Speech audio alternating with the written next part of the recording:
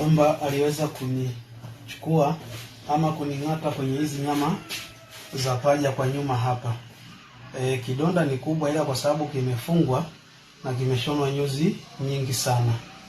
Kwa hiyo kwa kweli hali bado sio nzuri, na nataka nielekee iza kwenye hospitali ya rufaa ya mkoa kwa matibabu zaidi, kwa kujua kwamba uzito wa tatizo jinsi lilivyo.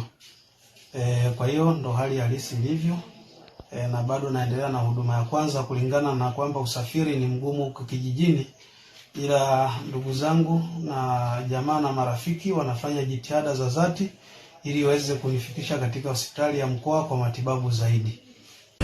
Leo katika hospitali yetu tumepokea mgonjwa ambaye ni mwanaume anaitwa Rayani Singiro Muya.